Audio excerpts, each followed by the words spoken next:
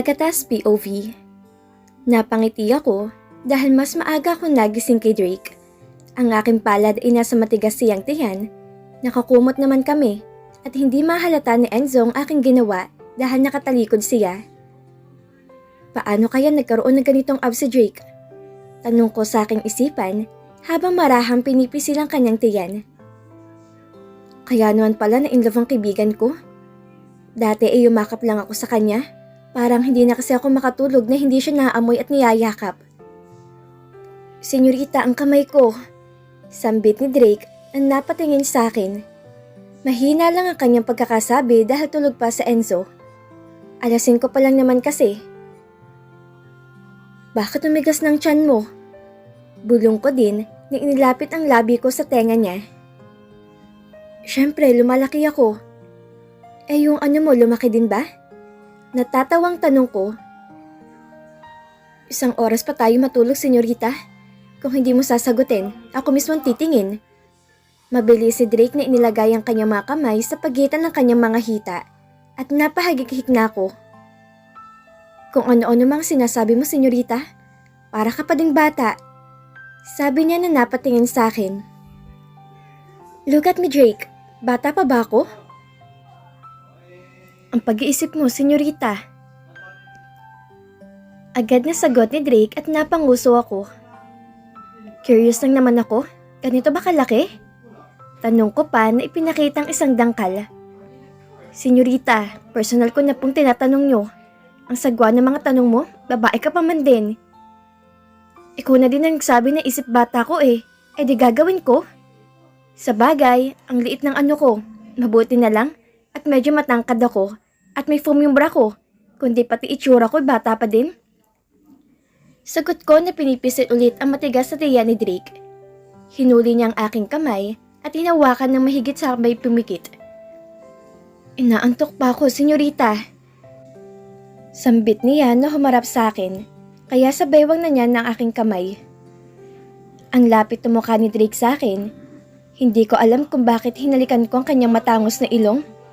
Iminulat niya ang kanyang mga mata at nagkatitigan kami, pero nagsulubong ang kanyang mga kilay. Dinampian ko ulit ng halik ang kanyang noo, pasunod ang matamis kong pagngiti. Pinunasan ni Drake ang kanyang ilong gamit ang kanyang palad. Hoy, bakit mo pinunasan? Wala akong bad breath? Bakit kasi nangahalik ng ilong? Tanong niya at tinakpan ng kanyang mukha. Gusto ko ba? Bakit? Ilong lang naman na. Gusto mo subukan natin sa lips? Tanong ko at bigla na lang si Drake na bumangon at umalis na sa kama. Kaya tawang-tawa ko. Nagising na rin si Enzo na napatingin sa akin at hirap pang imulat ang mga mata. Bakit ka tumatawa? Girl, ang aga pa. Sira na ang puso ko pati sleeping beauty ko masisira din. Bulalas niya na tinakpan ng una ng kanyang mukha.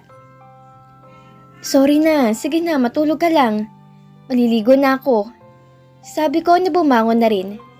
Siguradong naligo na si Drake sa dating niyang kwarto o baka natulog pa. Hindi na rin kasi ako makatulog kaya mas magandang maligo na ako para hindi ako magmadali mamaya. Pumunta na ako sa banyo at naghubad ng aking damit. Napasimangot ako dahil ang liit talaga ng ano ko. Parang mas malaki pang kamao ng bagong panganak na sanggol. Napatingin ako sa aking legs at pang-upo. Dito ako sumilit dahil makinis at magandang hubog ng aking mga hita. Bumagay sa medyo malapad kong balakang at magandang umbok ng aking pang-upo. Napahinga ako na malalim at binuksan ko na ang shower. Medyo natagalan ako naligo dahil maaga pa naman. Nang matapos na ako maligo ay isinuot ko ng aming uniforme. Sa banyo ko na rin tinuyo ang aking buhok. At paglabas ko ay gising na si Enzo na malungkot pa rin ang mukha. Lumapit ako sa kanya at yumakap. Yumakap din siya sa akin. At pagkalipas ng ilang minuto ay naligo na rin siya. Hinintay ko siya.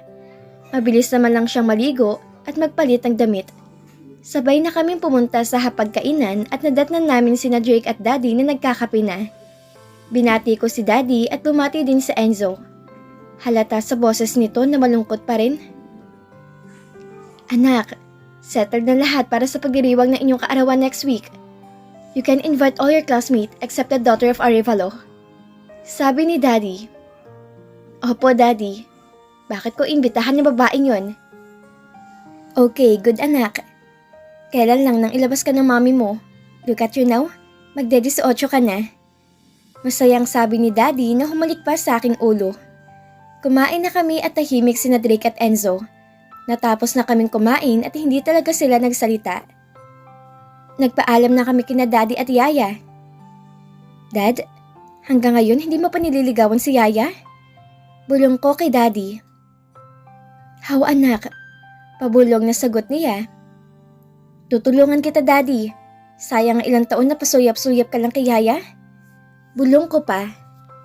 Nang paalis na kami ay bigla ko nagsalita. Yaya, may gusto sa'yo si Daddy, nahihiya lang siya. Sigaw ko at nagulat ang dalawa. Sumakay na ako sa sakyan na nakangiti. Ewan ko na lang kay Daddy. Hindi siguro narinig ni Drake ang sinabi ko dahil sarado ang mga bintana ng sasakyan. Ano kayang sasabihin niya kung malaman niyang may gusto ang daddy ko sa nanay niya? Hindi ko na namamalaya na nakarating na kami sa school. Gaya ng dati, ay marami nagpapakyut kay Drake at Enzo. Tumasok na kami sa room namin at napatingin ako kay Mara na halos hindi na maipotones ang uniforme niya sa laki na kanyang hinaharap. Umupo na ako sa pagitan ni na Enzo at Drake. Dumating na ang guro namin at pagkalipas ng ilang oras ay break time na. Nagpaalam kami kina Drake at Enzo na magsi-CR muna. Pagdating namin sa CR ay nag-share kami sa cubicle. Dahlia, make it sure na mapapaibig mo sa Enzo sa kaarawan ko. Kinakabahan ako agad Paano kung pumalpak? Tanong niya dahil plano namin sa kaarawan ko na lasingin sa Enzo at pagtabihin sila sa isang guest room sa bahay. Last week, sila ang nag-18 at simple lang ang celebration na naganap. Maganda ka, Dahlia. Kaya mo yan. Papayag ka ba na matutuluyan sa Enzo? Tanong ko dahil iniyakan na ni Dahlia sa Enzo nang nalaman niyang bakla ito. Hindi ko na sinabi na gusto na Enzo si Drake. Sigurado ako na mas masasaktan si Dahlia at baka susuko na. Sayang naman ang jeans sa Enzo dahil mana siya sa daddy niyang army na matikas at gwapo pa. Napahinto kami ng aming pag-uusap nang marinig namin ang grupo ni Charmel.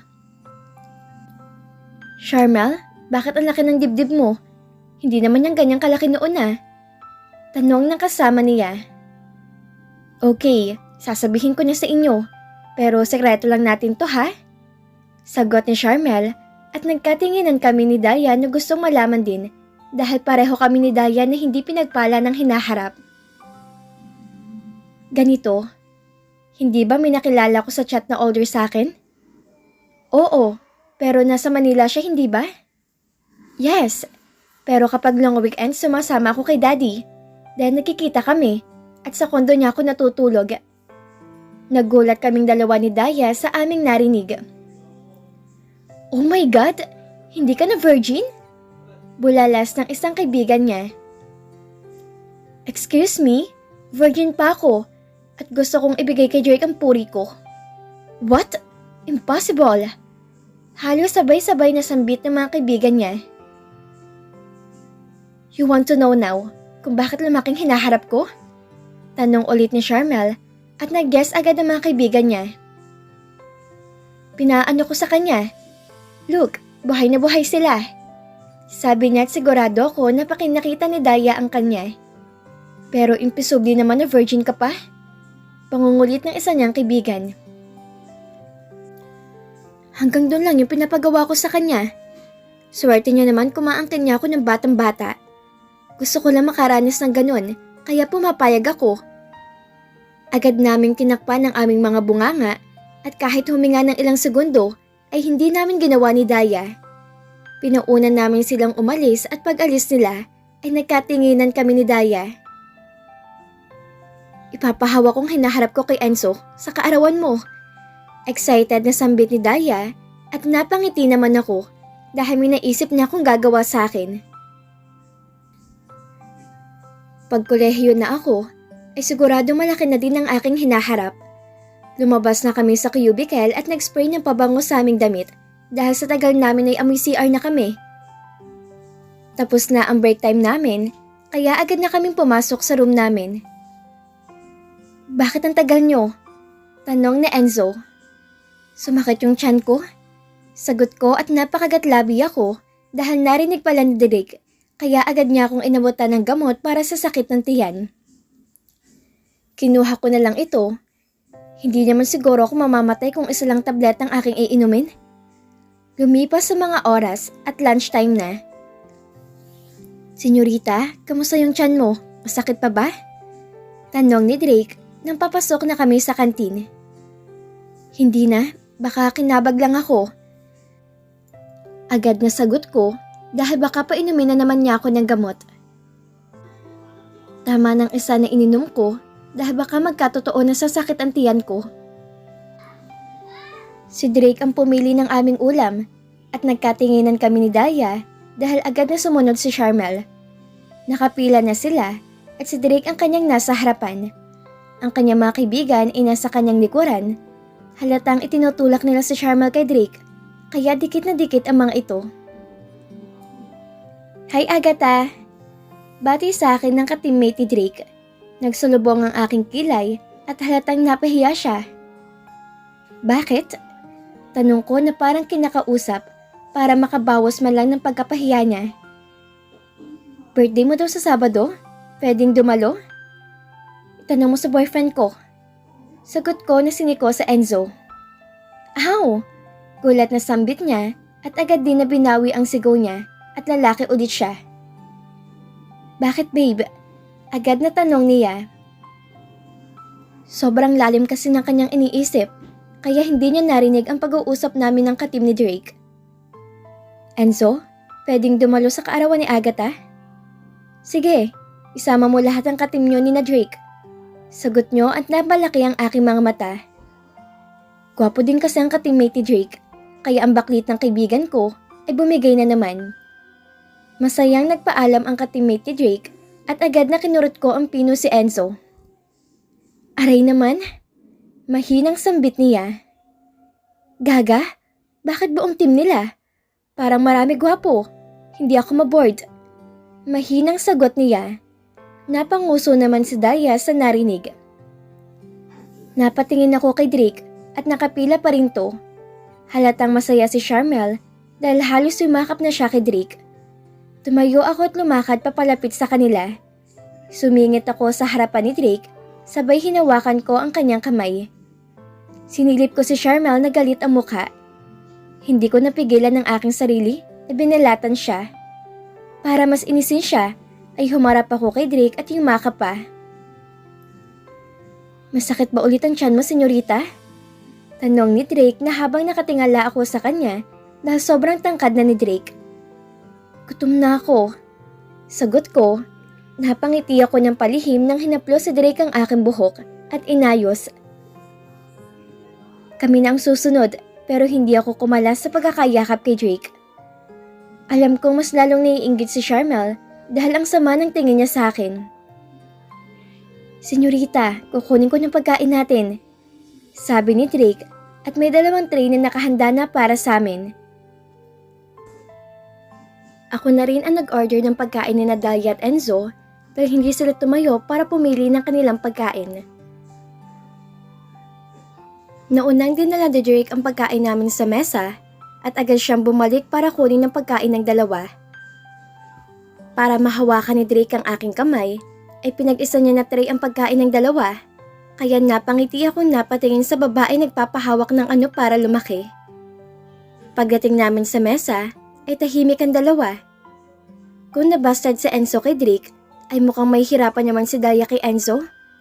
Mabuti na lang at wala pa akong nagugustuhan.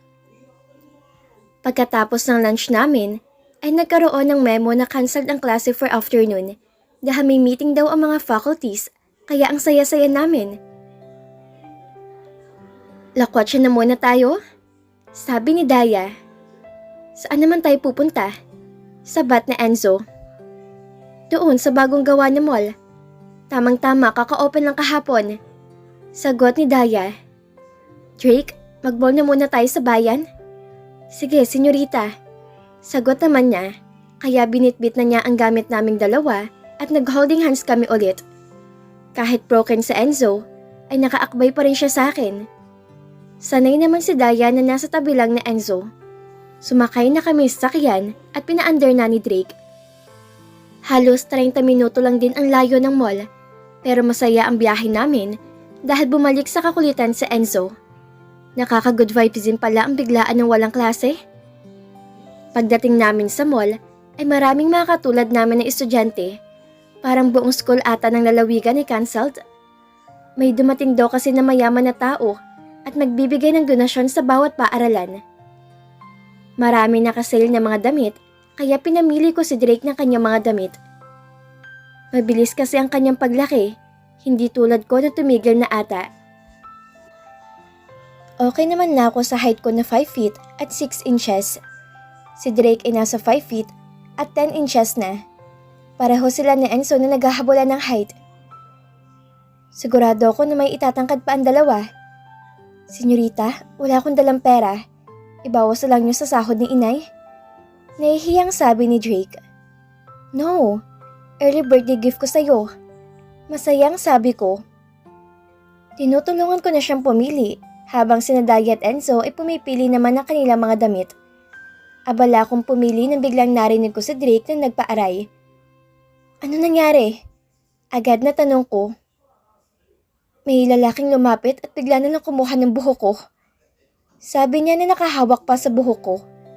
Hala, baka kukulamin ka. Pananakot ko sa kanya at bigla ko natawa dahil mukhang natakot nga siya. Nasaan yung lalaki? Tanong ko na natatawa pa rin. Hindi ko na napansin kung saan nagpunta. Baka napagtripan ka lang. Paggupit mo na kasi yung buhok mo. Yung dating buhok mo na pantay suklay, bagay sa'yo yun. Sige, kay inay na lang ako magpapagupit. Sagot naman ni Drake at marami akong pinili na damit para sa kanya. Dahil mamaya, ako naman ang hihingi ng ireregalo niya sa aking kaarawan. At dito na po nagtatapos ang kabanata ng ating kwento. Muli niyo po akong samahan sa mga susunod na kabanata na ibabahagi ko sa inyo. Maraming salamat po at ingat po tayong lahat.